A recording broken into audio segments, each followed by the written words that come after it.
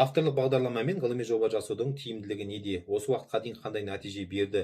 Неге авторлық бағдарлама жазуды аттестациядан өтудің негізгі шарттарының бірі етіп қойды? Авторлық бағдарлама жазу дегеніміз әлеуметтік желіде еркін сатылып атқан мұғалімнің қаражатына жасалатын нәрсе. Олар антиплагиаттан да өткізіп береді. Антиплагиаттан өтудің тәсілі мен айласын өзіміз үйреніп алдық. Бұл нәрсені мен министрдің алдында да көтерген болатынмын.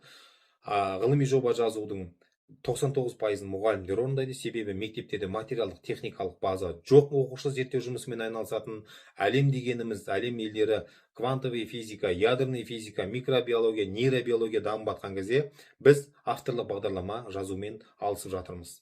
Авторлық бағдарламаны 5 жылда бір аттестациядан өту үшін 1 жыл бұрын дайындайсың, 4 жыл уақытың қалды, 2 жыл жазасың, 3 облысқа таратасың, 3 облысқа тарата алмаған жағдайда басқа облыстардан жәке көке деп әріптестеріңнен сұранасың, жалған құжат жасатып аласың, печат басу үшін Каспий голдын толтырасың. Мұғалімдерді мәжбүрлі түрде алаяқтықпен жемқорлыққа итеріп жатырған жұмыс бұл.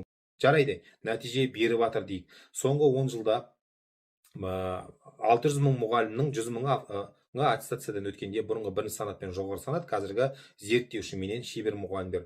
Олар 2 реттен аттестациядан өткенде 200 мың мұғалім соңғы 10 жылда аттестациядан өтті дейік.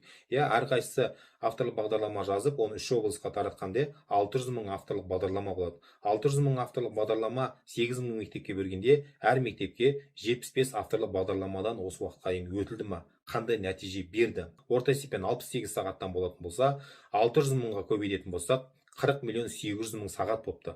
Осы 40 миллион 800 мың сағатты мектептерде өтілуге әр сабаққа 5000 теңгеден орта есеппен 204 миллиард ақша бөлінді ма? Бөлінбеген болатын болса, бұл жалған статистиканы, жалған мәліметті, жалған ұранды, жалған мақсаттың бәрін шегеріп тастап, авторлық бағдарлама жазуға міндеттіліктен алып тастап, тек қана ерікті түрде жазуға рұқсат беріңіздер. Оны тек қана ерікті етіп қойыңызды сұранамыз. Құрметті оқу ағарту министрі, сіздерге мұғалімдердің өтініші. Құрметті ұстаздар, министрді президент отметкаға қойып, әлеуметтік желілерде осы видеоны таратыңыздар. Максимальный репост кеттік.